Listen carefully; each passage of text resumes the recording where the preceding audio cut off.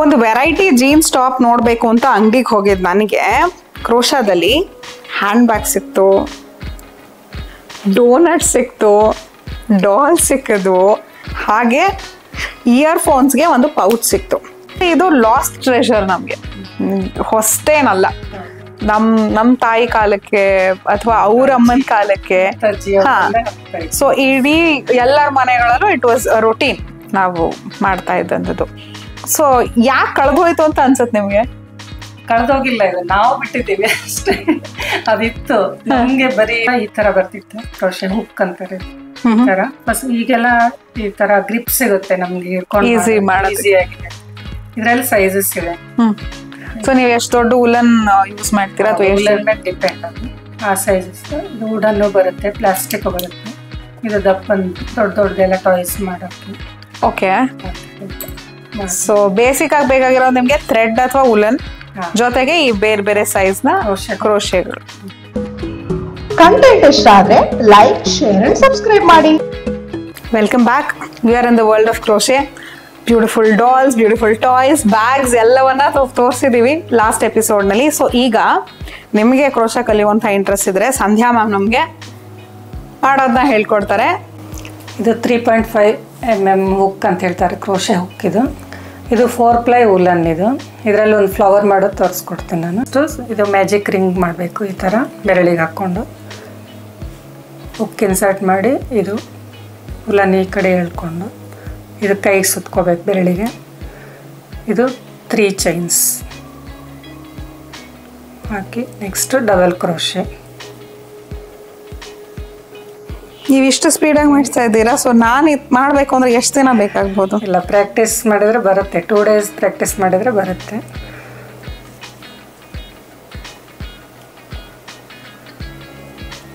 Because ಎಷ್ಟೋ ಜನ ನೋಡ್ದಿರಾ ಕೂಡ ಪ್ರಾಕ್ಟೀಸ್ ಮಾಡಾದ್ಮೇಲೆ ಹಾಗೆ ಮಾಡ್ತಾರೆ ಅಂತ ಕೇಳಿದ್ದೀನಿ ನಾನು.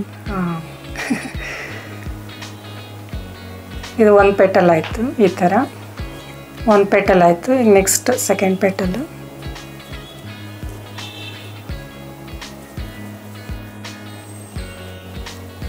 ಸೊ ಈಗ ಯಾರು 2 days ವರ್ಕ್ಶಾಪ್ ಅಟೆಂಡ್ ಮಾಡಿದ್ರು ಅಂದ್ರೆ ಈ ಬೇಸಿಕ್ ಡಿಸೈನ್ಸ್ ಬರುತ್ತೆ ಅವರಿಗೆ. ಹೌದು. ಅಂದ್ರೆ ಯಾವ ಥಿಕ್ನೆಸ್ ನ ಉಲನ್ ಅಲ್ಲಿ ಹೇಳ್ಕೊಡ್ತೀರಾ ನೀವು? ಯಾವುದಾದ್ರೂ ಮಾಡ್ಬೋದು. ಇದು 4 ಪ್ಲೈ ಅಂತ ಹೇಳ್ತಾರೆ. 6 ಪ್ಲೈ ದಪ್ಪನ್ ಬರುತ್ತೆ.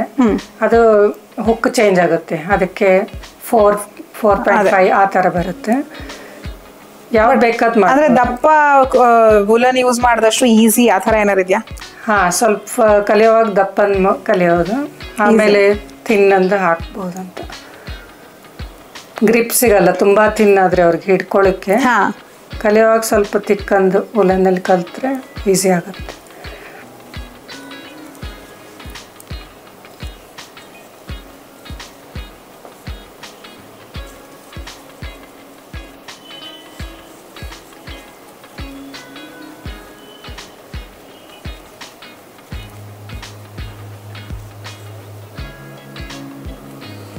ಆಯ್ತು. ಈಗ 3 ಪೆಟಲ್ಸ್ ಮಾಡಿದ್ದೀನಿ ಫ್ಲವರ್.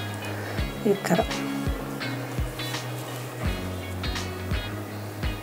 ಥರ 5 ಮಾಡ್ಕೋಬೋದು, ಎಷ್ಟು ಬೇಕೋ ಅಷ್ಟು ಮಾಡ್ಕೋಬೋದು. ಮಧ್ಯದಲ್ಲಿ ಒಂದು ಪರ್ಲ್ ಏನಾದರೂ ಇಟ್ಟು ಮಾಡ್ಕೋಬೋದು. ರಾಖಿ ಥರನೂ ಮಾಡ್ಕೋಬೋದು. ಇದಕ್ಕೆ ಸ್ಟ್ರಿಂಗ್ ಜ್ಯುವೆಲ್ರಿ ಮಾಡ್ಕೋಬೋದು. ಜ್ಯುವೆಲ್ರಿ, ಇಯರಿಂಗ್ಸ್, ಫ್ರಾಕಿಗೆಲ್ಲ ಈ ಥರ ಮೇಲೆ ಹಚ್ಲಿಕ್ಕೆ ಮಾಡ್ಬೋದು. ಏನು ಬೇಕಾದ್ ಮಾಡ್ಬೋದು ಕ್ರಿಯೇಟಿವ್ ಆಗಿ ನೀವು. ಸೊ ಈಗ ಡಿಸೈನ್ಸ್ ಮಾಡೋದಂತೂ ಹೇಳ್ಕೊಟ್ರಿ ನೀವು. ಸೊ ಈ ತರ ಡಾಲ್ಸ್ ಎಲ್ಲ ಮಾಡ್ಬೇಕು ಅಂದ್ರೆ ಬರೀ ಕ್ರೋಶಾ ಇಂದಾನೆ ಆಗುತ್ತಾ? ಕ್ರೋಶಾ ಬೇಕು, ಉಲನ್ ಬೇಕು ಇದಕ್ಕೆ. ಆಮೇಲೆ ಒಳಗಡೆ ಫಿಲ್ ಮಾಡಿ ಸ್ಟಫಿಂಗ್ ಮಾಡ್ತೀವಿ ನಾವು. ಯಾವ್ದ್ರಲ್ಲಿ ಸ್ಟಫ್ ಮಾಡ್ತೀವಿ? ಈ ತರ ಫೈಬರ್ ಫಿಲ್ ಅಂತ ಸಿಗುತ್ತೆ. ಓಕೆ. ಇದರಲ್ಲಿ ಸ್ಟಫ್ ಮಾಡ್ತೀವಿ. ಸೊ ಈಗ ಎಷ್ಟು ಮಟೀರಿಯಲ್ ಶಾಪ್ ಮಾಡ್ಬೇಕು ಅಂದ್ರೆ ಎಲ್ಲಿ ಹೋಗ್ಬೇಕು ಮೇಡಮ್? ಮಾರ್ಕೆಟ್ ಅಲ್ಲಿ ಸಿಗುತ್ತೆ, ಬೇಕಂದ್ರೆ ಆನ್ಲೈನ್ ಅಲ್ಲೂ ಸಿಗುತ್ತೆ ನಮ್ಗೆ. ಓಕೆ. ಸೊ ಅಂದ್ರೆ ಈ ಕ್ರೋಶಾ ಮಟೀರಿಯಲ್ಸ್ ಅಂತ ಸಿಗುತ್ತಾ ಅಥವಾ ನೀವು ಅದನ್ನು ಪರ್ಟಿಕ್ಯುಲರ್ ಆಗಿ ಹುಡುಕ್ಬೇಕಾ? ಕ್ರೋಶಾ ಮಟೀರಿಯಲ್ ಅಂದ್ರೆ ಕೊಡ್ತಾರೆ ಎಲ್ಲಾನು. ಓಕೆ. ಸೊ ಇವಾಗ ಈ ತರದ್ ಒಂದು ಟಾಯ್ ಮಾಡ್ಕೋಬೇಕು ಅಂದ್ರೆ ನಿಮ್ಗೆ ಶೇಪ್ ಇದು ಎಲ್ಲ ಹೇಗ್ ಗೊತ್ತಾಗತ್ತೆ? ಇವಾಗ ಒಂದ್ ರೌಂಡ್ ಬರ್ಬೇಕು ಅಥವಾ ಒಂದ್ ಚೂರ್ ತಲೆ ದೊಡ್ಡ ಇರುತ್ತೆ. ಈ ತರ ಸ್ಟಾರ್ಟಿಂಗ್ ಇಲ್ಲಿಂದ ಸ್ಟಾರ್ಟ್ ಮಾಡ್ತೀವಿ ನಾವು, ಹೆಡ್ ಇಂದ. ಓಕೆ. ಈ ತರ 6 ಸಿಂಗಲ್ ಕ್ರೋಶೆ ಅಂತ ಹಾಕ್ತೀವಿ. ಅದಿಷ್ಟು ರೌಂಡ್ ಆಗುತ್ತೆ. ಮ್ಯಾಜಿಕ್ ರಿಂಗ್ ಹಾಕಿ 6 ಸಿಂಗಲ್ ಕ್ರೋಶೆ. ಅದನ್ನ ಇನ್ಕ್ರೀಸ್ ಮಾಡ್ಕೊಂಡು ಹೋಗ್ತೀವಿ. ಡಬಲ್ ಮಾಡೋದು. ಸರಿ. ಆ ಥರ ಡಬಲ್ ಮಾಡ್ಕೊಂಡು ಹೋಗ್ತಾ ಇರೋದು. ಅದು ಇನ್ಕ್ರೀಸ್ ಆಗುತ್ತೆ, ದೊಡ್ಡದಾಗುತ್ತೆ. ಮತ್ತೆ ಡಿಕ್ರೀಸ್ ಮಾಡ್ಕೊಂಡು ಬರಬೇಕು. ಸರಿ. ಬಟ್ ಹೆಂಗೆ ಇವಾಗ ಇದು ಪೂರ್ತಿ ರೌಂಡ್ ಇಲ್ಲ, ಇಲ್ಲಿ ನೀವು ಸ್ವಲ್ಪ ತಲೆ ದಪ್ಪ ಮಾಡಿದೀರಾ. ಸೊ ಇದೆಲ್ಲ ಹೇಗೆ? ಇದೆಲ್ಲ ಇಲ್ಲಿ ಕೌಂಟ್ಸ್ ಬರುತ್ತೆ. ಇಲ್ಲಿ ಇನ್ಕ್ರೀಸ್ ಮಾಡ್ತಾ ಹೋಗ್ಬೇಕಾದ್ರೆ ಕೆಲವೊಂದು ಹಾಗೆ ಹಾಕೊಂಡು ಹೋಗ್ಬೇಕು. ಅವಾಗ ಈ ತರ ಬರುತ್ತೆ. ಇಲ್ಲಿ ಇನ್ಕ್ರೀಸ್ ಮಾಡಿದಾಗ ಈ ತರ ಶೇಪ್ ಬರುತ್ತೆ. ಓಕೆ. ಸೊ ಅದಾಗೆ ಪ್ರಾಕ್ಟೀಸ್ ಬೇಕು ನಿಮ್ಗೆ. ಪ್ರಾಕ್ಟೀಸ್ ಬೇಕು. ಗೊತ್ತಾಗಬೇಕು ಎಲ್ಲಿ ಇನ್ಕ್ರೀಸ್ ಮಾಡ್ಬೇಕು, ಎಲ್ಲಿ ಡಿಕ್ರೀಸ್ ಮಾಡ್ಬೇಕು ಅಂತ ಹೇಳಿ. ಮತ್ತೆ ಡಿಕ್ರೀಸ್ ಮಾಡ್ಕೊಂಡ್ ಬಂದ್ರೆ ಬಿಕಾಸ್ ನೀವು ಫಸ್ಟ್ ಈ ಕ್ರೋಶಾ ಡಿಸೈನ್ ಮಾಡಿ ಆಮೇಲೆ ಅದಕ್ಕೆ ಸ್ಟಫಿಂಗ್ ಮಾಡ್ಬೇಕಲ್ಲ. ಫಸ್ಟ್ ಇದೆಲ್ಲ ಮಾಡ್ಕೊಂಡ್ಬಿಡ್ತೀವಿ. ಇಲ್ಲಿ ಚಿಕ್ಕದಾಗಿ ಬಿಟ್ಟಿರ್ತೀವಿ ಅದನ್ನ, ಅಲ್ಲಿ ಸ್ಟಫ್ ಮಾಡಿ ಎರಡು ಜಾಯಿನ್ ಮಾಡೋದು. ಇದು ಸೆಪರೇಟ್ ಪೀಸ್? ಎಲ್ಲ ಸೆಪರೇಟ್. ಇದು ಒಂದು ಪೀಸ್. ಓಕೆ. ಬಾಡಿ ಮತ್ತು ಲೆಗ್ಸ್. ಓಕೆ. ಆರ್ಮ್ಸ್ ಬೇರೆ. ಓಕೆ. ಹೆಡ್ ಬೇರೆ, ಇಯರ್ಸ್ ಬೇರೆ. ಆಮೇಲೆ ಎಲ್ಲ ಅಟ್ಯಾಚ್ ಮಾಡಿ ಸ್ಟಫ್ ಮಾಡಿಬಿಟ್ಟು ಅಟ್ಯಾಚ್ ಮಾಡೋದು. ತುಂಬಾ ಕೆಲಸ ಇದೆ ಹಾಗಾದ್ರೆ, ದುಡ್ಡೋಷ್ಟು ಈಸಿ ಇಲ್ಲ ಇದು ಹಾಗಾದ್ರೆ. ಓಕೆ. ಬಟ್ ಅದೇ ಪ್ರಾಕ್ಟೀಸ್ ಬೇಕಾಗುತ್ತೆ ಬಿಕಾಸ್ ಇದು ಒಂಚೂರು ಆ ಕಡೆ ಈ ಕಡೆ ಹೋಗುತ್ತೆ. So easy. ಈಗ ಟೆಡ್ಡಿ ಅಥವಾ ನೀವ್ ಮಾಡಿರುವಂತಹ ಟಾಯ್ಸ್ ಗಳು ಈಸಿ ಆಗುತ್ತೆ. ನಾವು ಬೇರೆ ಏನಾದ್ರು ಟ್ರೈ ಮಾಡ್ಬೇಕು ಅಂದ್ರೆ ನಮ್ಗೆ ಅದ್ರದ್ದು ಐಡಿಯಾ ಬೇಕದು. ಯಾವ ತರ ಶೇಪ್ ಬರುತ್ತೆ ನೋಡ್ಕೋಬೇಕು. ಡ್ರಾ ಮಾಡ್ಕೋಬಹುದು. ಡ್ರಾ ಮಾಡ್ಕೊಂಡು ಆ ತರಾನೇ ಮಾಡ್ಕೋಬಹುದು.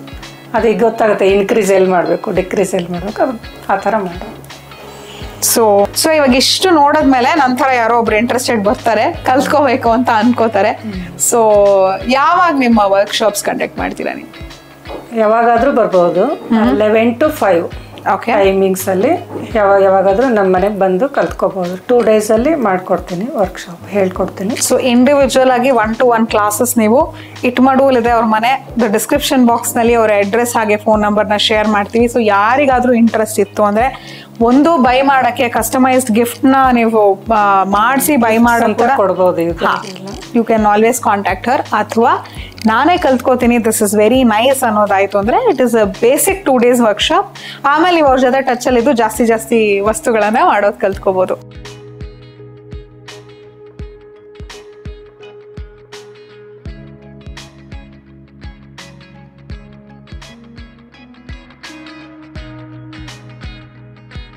ಇದು ಕ್ರೋಶೆ ಮಾಡೋದ್ರಿಂದ ನಮಗೆ ಸ್ಟ್ರೆಸ್ ತುಂಬ ಕಡಿಮೆ ಆಗುತ್ತೆ, ಕಾನ್ಸಂಟ್ರೇಷನ್ ಜಾಸ್ತಿ ಆಗುತ್ತೆ. ಇದು ಮೆಡಿಟೇಷನ್ ಥರ. ಇದು ಬೆಳಗ್ಗೆ ಒಂದು ಸ್ವಲ್ಪ ಬೇಗ ಎಚ್ಚರ ಆದರೆ ನಾನು ಒಂದು 1/2 hour ಕುತ್ಕೊಂಡು ಹಾಕಿದರೆ ತುಂಬ ಹೆಲ್ಪ್ ಆಗುತ್ತೆ ನನಗೆ. ಮುಂದೆ ಕೆಲಸ ಮಾಡೋಕ್ಕೆ ಈಸಿ ಆಗುತ್ತೆ. ಒಂಥರ ಮೆಡಿಟೇಷನ್ ಥರ ಇದು. ತುಂಬ ಚೆನ್ನಾಗಿದೆ. ಫೋಕಸ್ ಜಾಸ್ತಿ ಆಗುತ್ತೆ, ಕಾನ್ಸಂಟ್ರೇಷನ್ ಚೆನ್ನಾಗಿರುತ್ತೆ. ಸ್ಪೆಷಲಿ ಚಿಕ್ಕ ವಯಸ್ಸಿನ ಮಕ್ಳು ಕಲ್ತ್ರೆ ಅವರ concentration towards doing one single thing at once ಜಾಸ್ತಿ ಆಗುತ್ತೆ. ಈ ಥರ ಕಾನ್ಸೆಪ್ಟ್ಗಳನ್ನ ಯಾಕೆ ತೊಗೊಂಬರ್ತಾ ಇದ್ದೀರಾ ಬೀಯಿಂಗ್ ಅ ಹೆಲ್ತ್ ಎಕ್ಸ್ಪರ್ಟ್ ಅಂತ ನಾನು ಸುಮಾರು ಜನ ಕೇಳಿದ್ರು.